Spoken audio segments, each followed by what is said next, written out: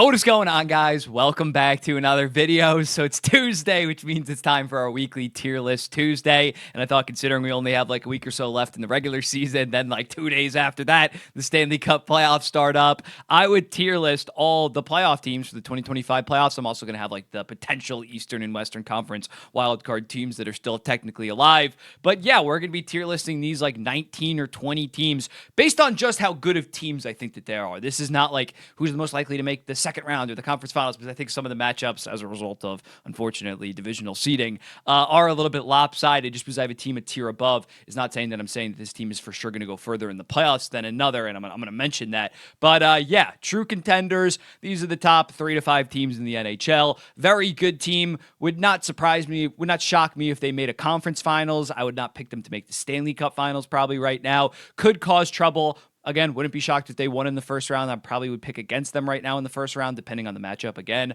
But a good team, but probably not making a Stanley Cup final. And then first round exit. Could win in the first round. I'm not saying that these teams are absolutely cooked, but probably like below a 40% chance. And then if they were to win that first round matchup, the second round matchup probably would have like a 20 to 30% chance. Yeah, they're making the playoffs, but their expectations aren't that high. Up first, the Winnipeg Jets. If you told me that Connor Hellebuyck's going to play like regular season Connor Hellebuyck, they're definitely true contenders. But based on what we've seen the last couple of years, not just from Hellebuyck, it's more so the defense come playoff time. Yeah, a very good team. Again, one of the more likely teams to make it out of the first round because they're going to be playing a team that has been very, very bad of late and injured. But yeah, Winnipeg, I like the 2 other Central teams that we're going to get to ahead of them as of right now. The Tampa Bay Lightning, I think they're true contenders. I think that they check every box. You did that contender checklist.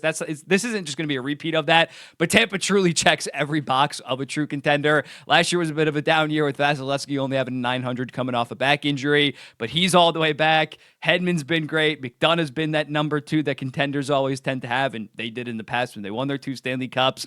The top 6 was already arguably the best in the NHL. Then you add 2 very good depth forwards. They're of late, the last like 2 to 3 months, they've been playing at like 105, 110 point pace.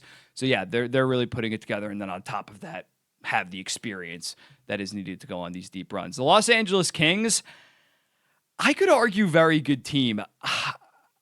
I'm low-key convincing myself that they might beat the Edmonton Oilers. Like I might move them up at the end. It just, again, they haven't won really with this core the last 3 years. They have lost in the first round, but this is a very well-balanced team, and Darcy Kemper has been playing very, very good, great even, the last 3 months since he got back from injury. So I'm definitely closer to the very good team than a first-round exit. They might end up being a first-round exit because they got to play Edmonton, but yeah, with the way that they've been playing at home, they could make some serious noise.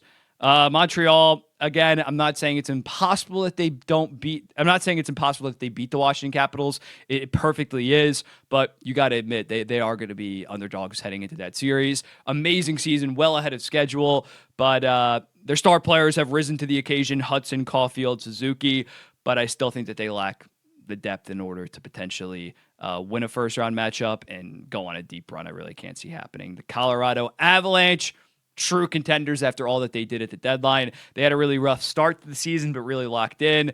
Losing Mikko Rantanen didn't skip a beat after that. Their special team started off pretty bad, especially the power play has been much better of late. And yeah, they finally have depth, so they are definitely a contender. The St. Louis Blues could cause trouble when looking at them on paper. I don't think that they're the most intimidating team, but when you've won 12 straight games and you have a team that does have a decent amount of playoff experience, some of the pieces from 2019, and they made the playoffs in 2021 and 2022. So yeah, thankfully for Winnipeg, St. Louis is past Minnesota in the wild card, so they won't have to play them. But they're going to be playing Vegas, right? Vegas, yeah. So that's going to be they're definitely underdogs in that series, but it would not surprise me one bit. And they always seem to have the vibes come playoff time to potentially go on a deep run. Calgary, it's like a 2-man team. 3-man team, 4-man team: Huberdeau, Kadri, Uyghur, and then mostly Dustin Wolf. First round exit if they make it. At this point, if you're a Calgary Flames fan, you're not getting your top 10 picks, so might as well make the playoffs. Might as well potentially go on some kind of run. And honestly, with the way Florida's been playing, they're not even going to drop that much by giving up their first round pick. Vegas Golden Knights, You could maybe say true contender. I'd say true contender. They're closer to true contender than could cause trouble. 2-star forwards. Do they have that true number one defenseman at this point? I don't think so. I guess that would be Shea Theodore. Very good offensively. Aiden Hill has been a little bit inconsistent. Experience, they check that box, but I don't think that they're not a top 2 team, in my opinion, in the Western Conference. Maybe number 3 with the Winnipeg, with an Edmonton, but I'm not quite true contender. Carolina, they've been playing much better since they traded Mikko Rantanen. I still think we see this every year with Carolina. Come playoff time, eventually the goal scoring goes dry. You get rid of Mikko Rantanen, although I thought you got a very good package for him. I don't think that they have the offensive firepower when you look at that top 9. Kakaniemi, second line center, probably isn't going to get it done. They should win their first round matchup against New Jersey, who we're going to get to shortly, but and they could beat Washington or Montreal. But, it's probably going to be a 50-50 between them and the Washington. But at this point, in terms of going on a deep run, I don't foresee it in terms of Stanley Cup final or winning it. Florida Panthers, they're playing like shit right now, but they have like 5 big injuries at this point, what they've done the last 2 seasons. And when they've been fully healthy, they were in first for the division. I'm not one iota concerned about the Florida Panthers. And it's going to be funny if they end up playing the Leafs in the first round. Minnesota, first round exit. You can make the argument if they get Kaprizov and Ek back, they maybe could be a dangerous team for Winnipeg Jets, but like they've been so bad the last like month or so. They're clicking at like a 43% points percentage, I believe. It has been bad even with those injuries. They're begging Calgary right now to pass them in the standings. So even inserting those guys who might get 1 or 2 games before the playoffs at this point, it's not going to happen for Minnesota. This year, they get a shit ton of salary cap from the buyouts finally ending. Next year is the year. Ottawa, I'll go with could cause some trouble. We've talked about it before. Don't have a ton of experience, but I do think that they play a very playoff style of physical hockey. Guys like Brady Tkachuk, Tim Stützle, Drake Batherson. Cousins is laying out the body ever since he got traded, and they do have an experienced guy in Linus Ullmark who had some, well, actually he didn't play that good with the Boston Bruins, but he's been there. It could cause some trouble. I wouldn't pick them right now to probably win their first round matchup, but it would not surprise me one bit if they did, or if they even made an Eastern Conference Finals. The New Jersey Devils, with Jack Hughes out, Hamilton, Siegenthaler, it's not looking good for them right now. Could beat the Carolina Hurricanes, but I don't foresee it. I give them like a 31% chance or something like that in that series. Toronto, I'll go with could cause trouble as well. They might win the division, and I still have them in this tier. Just can't trust them based on what they've done in prior years. It's obviously going to come down to their big 3 forwards if they show up.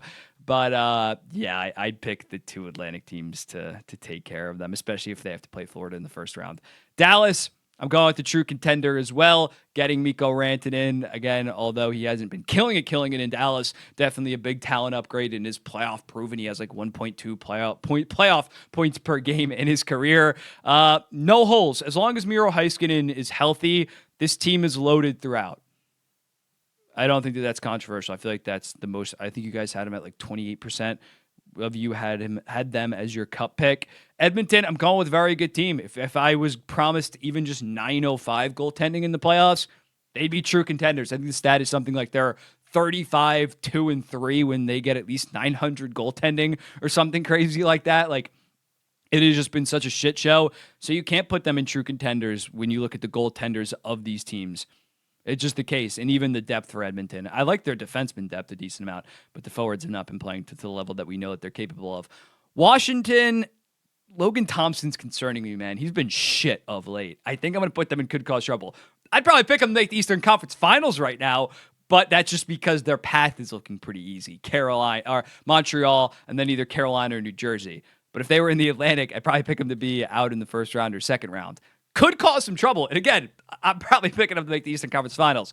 But Protas is also hurt right now. If he can't go, that could be definitely help Montreal's odds in terms of pulling off a first round upset. And then these final 3, just throw them right here. They'd all be first round exits. New York is definitely the Rangers. That is definitely the scariest team in terms of playoff experience and star power. But they've been a goddamn disaster defensively throughout the entire season and just checked out. Detroit would be like fun to maybe make the playoffs, maybe past Montreal, but they're not doing shit. My Islanders also are not doing shit. Here it is. Here it is in all its glory. I think this is fair. Actually, screw it. I'm going to move Washington up as well as LA. I think that's fair. I think that they are actually on the same tier. So any Capitals or Kings fans that are absolutely cooking me in the comments when I place their team there, looking at it like I can't have LA in the Capitals in the same tier as the Ottawa Senators and the St. Louis Blues. But yeah, that's the tier list. Let me know in the comments. What do you think about this? That's why you always got to watch through to the end of these videos. Sometimes I change my mind, but let me know in the comments. I'll be seeing you in the next one. Peace.